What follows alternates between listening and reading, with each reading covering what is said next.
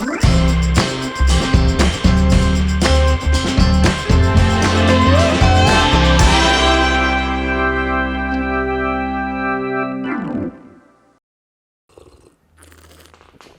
what's up, and welcome back to another Phil's Monday movie review. I'm glad to be here, and I'm glad that you're here, and also welcome to 2023. Happy New Year. I hope 2022 was great for you.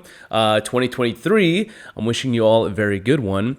I want it to be productive for you, and I want you to be healthy and safe. I got a few projects lined up for myself. I've just written my first draft for my next short film, and looking forward to getting into pre-production in a few months and hopefully shooting this by the summer. But that is pretty much all I got going on this year. Nothing else. Just this project's probably going to kill me, but whatever. Anyways, we're here. 2023, let's go. The first Phil's Monday movie review of the year, and we're starting off strong. So this week's recommendation is one of my favorite films, probably top 10 for sure, of like all time. And that is, of course, Paddington 2. Now, I realize that the internet, the demographic is usually young adult to full adult people, have a thing for Paddington. I've seen memes. A lot of people try to be funny. I get it. But no, when I say that this is one of my favorite films, I'm being serious. This is, in my opinion, a masterpiece. Paddington 1 is also very incredible, but I think it's in Paddington 2 where it just took it up to a whole new level. But we're going to talk about all of that in this video, so stick around because this is going to be a good one. I really love Paddington, and especially Paddington 2. Brief history of me and Paddington, not a whole lot. I know it's more of an England thing, but here we had like Dr. Seuss and stuff. But I do remember back in the 90s, they used to show little quick 15-minute episodes in between major episodes on Nick Jr. I remember back in the Nick Jr. days in the 90s, they used to broadcast like little 15-minute episodes of Paddington Bear in between major episodes that's going on in Nick Jr., whether it be like Little Bear or Blue's Clues or something like that. But I do remember watching some of those, and that's pretty much all I have as far as Paddington. But fast forward to now, here we are. Let's talk about this movie because I love this one. All right, so before I start getting all excited about it, let's dive in, okay? Also, before we get started, I just want to give a quick shout out to Jay the Chow on Twitter. He has been doing this thing for a long time now where he's photoshopping Paddington into movies. And some of them are hilarious. Some of them are actually really well. And I really wish that some of these movies actually had Paddington in them. And I just want to give a quick shout out. I have a great time sharing those Photoshop pieces of art with my friends and on social media. I love retweeting those. Those are amazing. Please do not stop. Please keep them coming. Now, with all that being said, let's get started. Released in 2017 and directed by Paul King, Paddington 2 tells the story about Paddington the Bear, who is a popular member of his community in his home in London. And Paddington is the friendly, polite, and clumsy bear that spreads joy and, of course, marmalade. In this, what I like to call a perfect sequel, we follow Paddington as he comes across a pop-up book map of London, and Paddington intends in gifting this pop-up book for his Aunt Lucy's 100th birthday. However, there is a mysterious thief who is also trying to obtain this pop-up book, and it's up to Paddington to unravel the mystery and find the culprit before his Aunt Lucy's big celebration. As far as the cast goes, I believe Paddington and Paddington 2 is loaded with every British actor that's working in cinema today.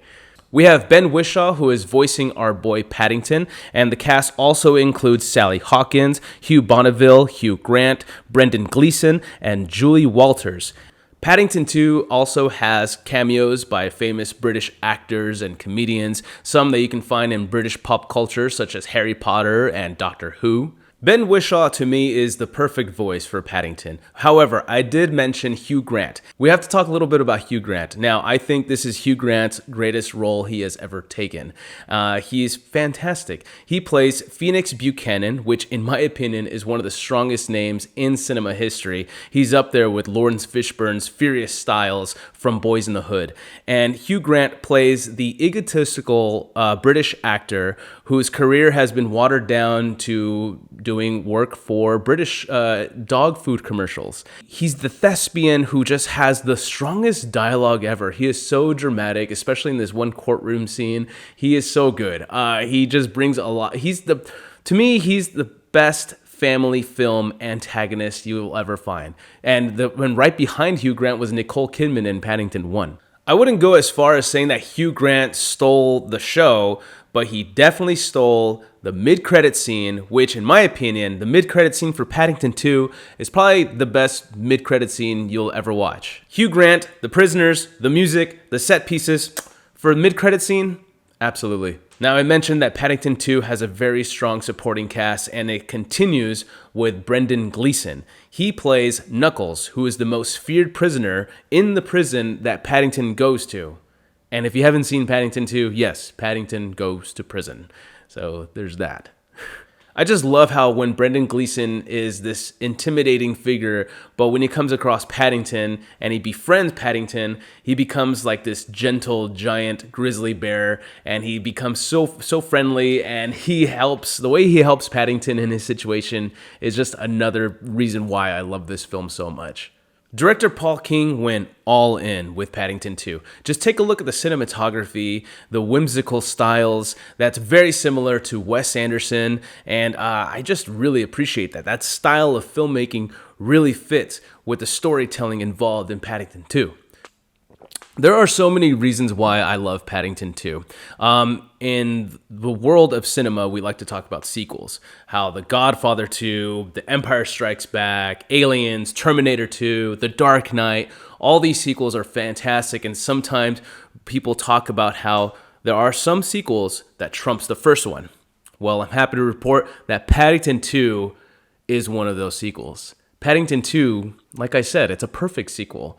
I think it's better than Part 1, and I'm not even trying to put down Part 1 at all. Part 1 is still an incredible film.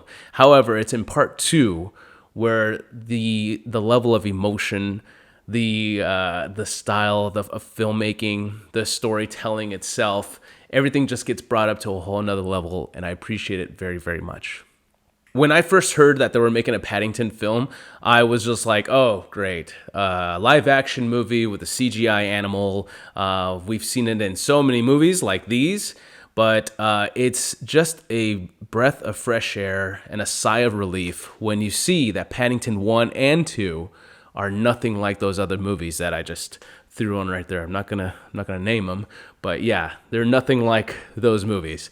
This does not have Paddington rapping or doing any cell phone influencer stuff, anything like that. No, all that stuff. This story is true to the original source material by Michael Bond. There's a lot of quality into the style of filmmaking, and there's a lot of quality into the script, the performances. From all of that, all the way down to the last 5 minutes of Paddington 2, the last 5 minutes of Paddington 2, and I've seen this movie a lot of times, it never fails. I legit have some tears coming down of my eyes during those last 5 minutes of Paddington 2, and I'm proud to admit it. Sure, why not? But yeah, it's a fantastic film. It really is. It's magic, and it's kind of a miracle that this movie exists. Paddington 2 is heartwarming. In fact, it's more than just that. It really does soothe the soul. I'm not going to try and get all deep on here about Paddington 2, but I kind of am. Look, these days, life itself can be tough. And there are some people out there, especially the holiday season just passed, and I'm sure not everyone had a jolly time, right? But whenever I'm feeling down, what I like to do is I like to throw on Paddington 2. Seriously, it helps. It really does. I know some people have other alternatives, from working out to taking a walk to reading a book. But me personally, what I like to do is I like to throw on Paddington 2. It really does find a way to turn that frown upside down, for me at least. And that's one of the reasons why I love this film also, because there is also a good message in there. Paddington, the character, helps us find the better parts of ourselves. And he's constantly improving people's lives that are around him. And I love that. It's just a really positive, healthy message to spread out to the audience. And as Aunt Lucy says, if you're kind and polite, the world will be right. And with all that being said, Paddington 2 is 100% pure cinema. But that is it for Phil's Monday movie review. I want to thank you for tuning in. And Paddington 2, have you seen it? Let's talk about it. And be sure to tune in next week where we talk about another movie. But until then, thanks for stopping by. Take care, and I'll catch you next time. Peace. Also, if you're like Paddington and you have an Aunt Lucy, tell her you love her. So I have an Aunt Lucy, and Aunt Lucy, if you're watching this, I love you. All right, bye.